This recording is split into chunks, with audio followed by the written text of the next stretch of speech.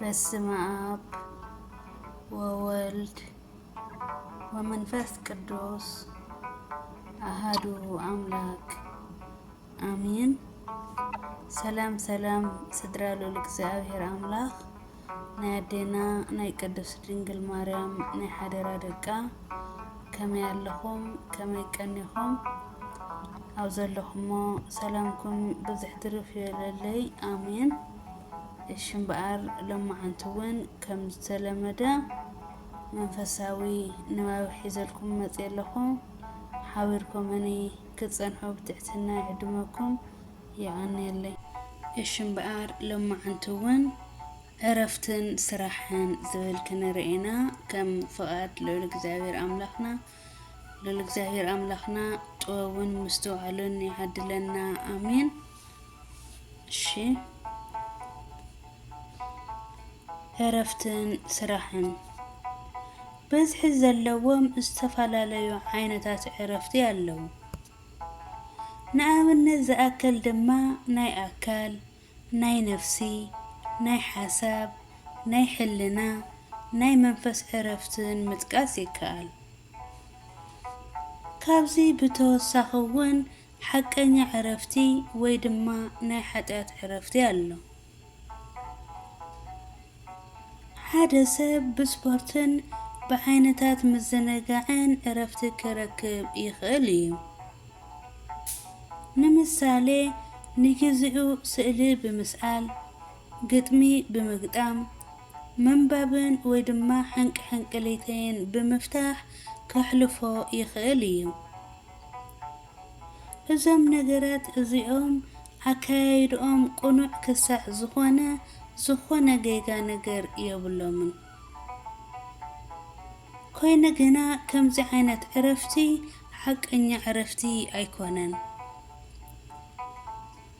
ሓደ ሰባት ምስ መሓዘቶም ምስ ፈተውቶምን ምስ ኣዕርኽቶምን ብምዝንጋዕ እዮም ዕረፍቲ ዝረኽቡ።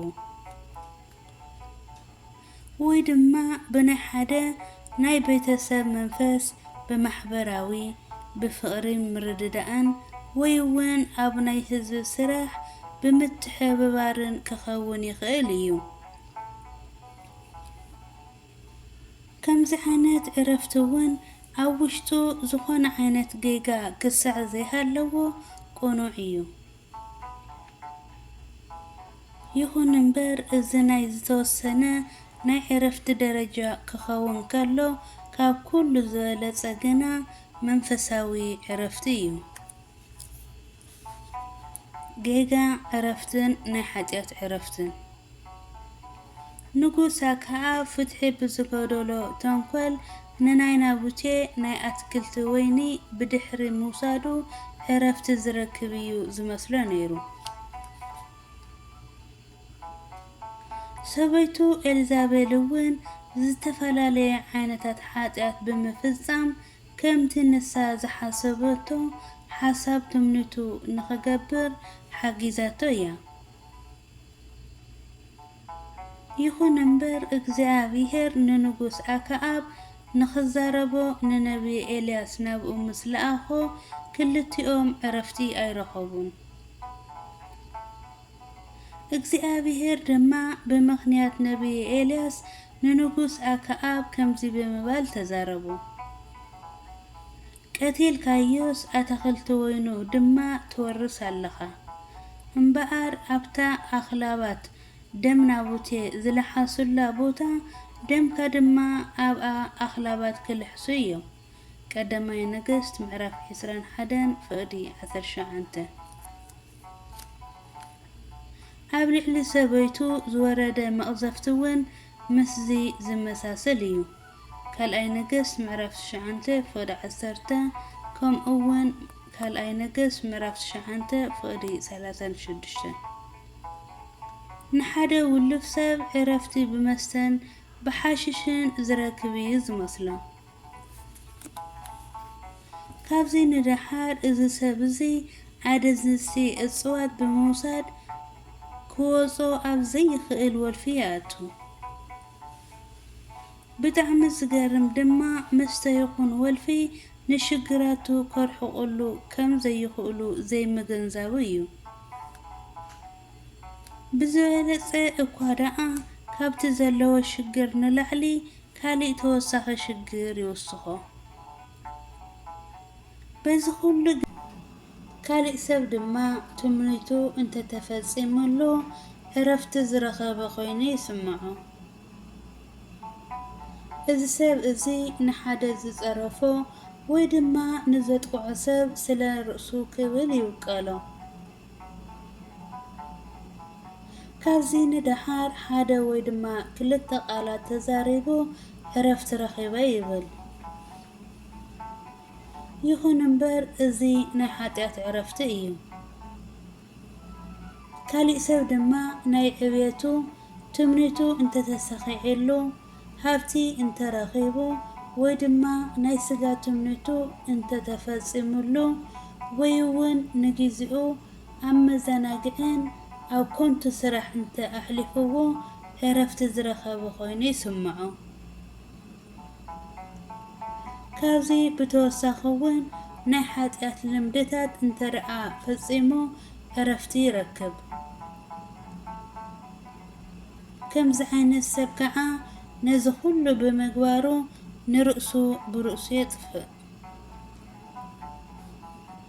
በዚ ዙርያ እዚ ዝኣክል እንተደኣ ተዛሪብና ሕጂ ድማ ሓቀኛ ዕረፍቲ እንታይ ከም ዝኾነን ከመይ ክኸውን ከም ዘለወን ክንዛረብ ኢና። ኣብ መጽሓፍ ቅዱስ ስለ ዕረፍቲ ብመጀመርታ ዝተጠቐሰ ንባብ ከምዚ ዝብል እዩ። ኣምላኽ ከዓ ነቲ ዝገብሮ ዝነበረ ግብሩ ፈጺሙ ብሳብዒቲ መዓልቲ ካብቲ ዝገብሮ ዝነበረ ኩሉ ግብሩ ኣዕረፈ። ኣምላኽ ከዓ ካብቲ ዝፈጥሮን ዝገብሮን ዝነበረ ኩሉ ግብሩ በታ ሰብዓይቲ መዓልቲ ስለ ዘዕረፈ ንዓኣ ባርኻን ቀደሳን። ዘፍጥረት ምዕራፍ 2:2-3 ኣብዚ ከዓ ዕረፍቲ ብበረከት ብምቕዳስን ንቅዱስ መምርሒ ብምኽታልን ክኸውን ከም ዝግብኦ ንርኢ። እዚ እውን ሰናይ ብምግባር ፍጻምዑ ዝውድእ ዝተቐደሰ ዕረፍቲ እዩ። እግዚአብሔር እውን ንኩሉ ፍጥረታት ድሕሪ ምፍጣሩ እቲ ዝገብሮ ዘበለ ኣዝዩ ጽቡቕ ከም ዝነበረ ድሕሪ ምርኣዩ እዩ ኣዕሪፉ። ዘፍጥረት ምዕራፍ 1:31 ብተመሳሳሊ እውን ሰናይ ናይ ድሕነት ስራሕ ድሕሪ ምስራሕኻ ዕረፍቲ ከም ዘሎ እግዚአብሔር ኣብ ልዕሊ መስቀል ብዝተዛረበ ቃል ኣረጋጊጽልና እዩ። ተፈጸመ። ንሱ እውን ንኣቡኡ ብዝተዛረበ ቃል ዕረፍቲ ከም ዝረኸበ ገሊጹ እዩ። ኣነ እቲ ክገብሮ ዝሃብካኒ ግብሪ ፈጺመ ኣብ ምድሪ ኣኽቢረካ እየ። ዮሃንስ ወንጌል ምዕራፍ 17:4 መንፈሳዊ ሰብ ግና ንኽሰርሖ ዝተዋህቦ ሰናይ ስራሕን ኣገልግሎቱን ኣብ ዝፈጸመሉ ግዜ እዩ ናይ ውሽጢ ዕረፍቲ ዝረክብ። በዚ ግዜ እዚ ድማ ልክዕ ከም ቅዱስ ጳውሎስ ከምዚ ይብል፣ ኣነስ ድሮ ክስዋዕ ቀሪበ ኣለኹ፣ መዓልቲ ሞተይ እውን ደጊም እቲ ቁኑዕ ፈራዲ ዝኾነ ጎይታ በታ መዓልቲ እቲኣ ዝህበኒ ኣኽሊል ጽድቂ ተነቢሩለይ ኣሎ። እዚ ግና ነቶም ምግላጹ ሃረር ዝብሉ ኩላቶም ደኣ ይእምበር ንዓይ ጥራይ ኣይኮነን። ካልኣይ ጢሞቴዎስ ምዕራፍ 4:6-8 መድኃኒና ኢየሱስ ክርስቶስ ናይ ድሕነት ስራሕ ፈጺሙ ካብ ሞት ብምትንሳእ ነቶም ብተስፋ ዝሞቱ ናይ ገነት ማዕጾ ከፈተሎም። ካብዚ ንድሓር ድማ ሰንበት ለይቲ ንሞት ብትንሳኤኡ ሰዓረ።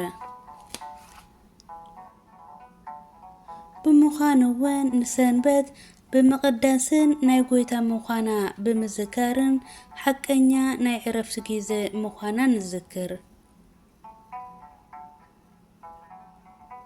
መድሓኒና ኢየሱስ ክርስቶስ እውን ንሰብ ካብቲ ናይ ኃጢአት ደመወዝ ዝኾነ ሞት ዘዕረፎ ብዝዓለት እዚኣ እዩ። ብትንሣኤኡ ድማ ናይቶም ዝሞቱ በኽሩ ትንሣኤ ኾነ። ስለዚ ኢና ኸዓ ብዕለተ ሰንበት ንዕርፍ። ሰንበት ናይ ኩሉ ፍጥረታት ፈጣሪ ዝኾነ እግዚአብሔር ዘዕረፈላ መዓልቲ እያ። በዚ ዕለት እዚኣ ምዕራፍ ማለት ንኣካል ምዕራፍ ማለት ጥራይ ዘይኮነ ንመንፈስ እውን ምዕራፍ ማለት እዩ። መንፈሳዊ ሰብ በዚ ዕለት እዚኣ ኣብ ውሽጢ ቤት እግዚአብሔር ብምዃን ንቅዱሳት መጽሓፍቲ ብምንባብን ብምስማዕን ስብከት ብምስባኽን ቅዱስ ቁርባን ብምቕራብን እዩ ዝዕርፍ።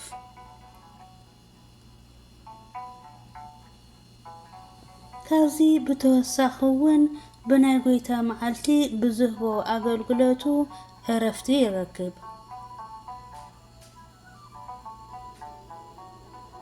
መንፈስ እውን በዚ ኩሉ ነገራት ስለ ዝዕርፍ ንምብልዑ ኣገልግሎቱ ዝሓቶ ጻዕሪ ክፍጽሞ ከሎ ድኻም ኣይስምዖን።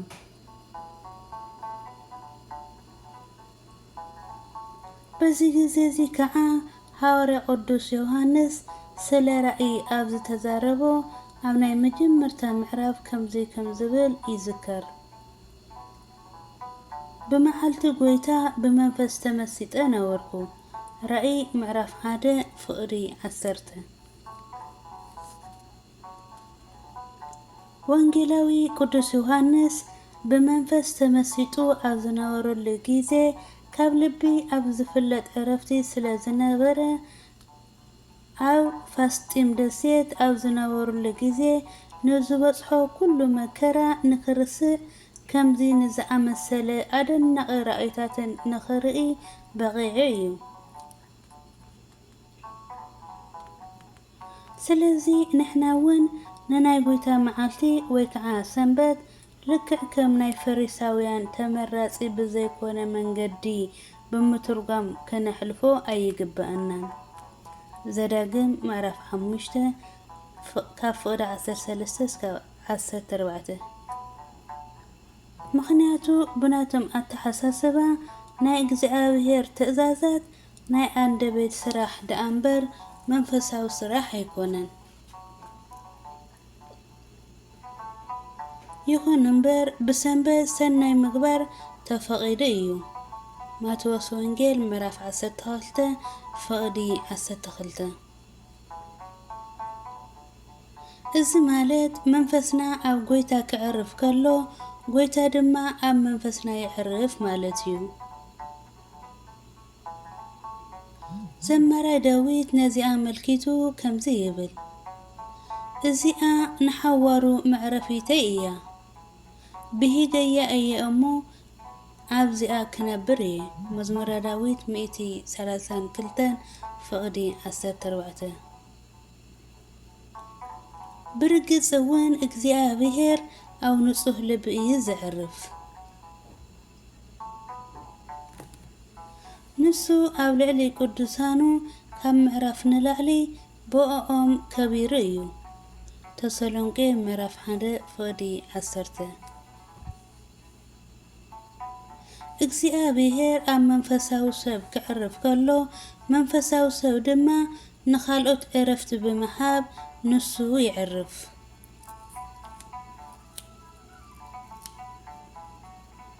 ንሱ ኣብ ዕረፍቱ ሓጎስ ዝስምዖ ንኻልኦት ዕረፍቲ ክህብ ከሎ እዩ። ልቡን መንፈሱን እውን ንኻልኦት ብዝገብሮ ናይ ፍቕሪ ድኻም እዩ ዘዕርፍ። ንሱ ንመሳኪን ክረድእ፣ ንድኻታት ክምጽውት፣ ብሽግር ንዝተጨነቁ መፍትሒ ክህብ ከሎ ወይ ድማ ንዝሓዘኑ ከጽናዕንዕ ከሎ እዩ ካብ ልቡ ዝኾነ ዕረፍቲ ዝረክብ።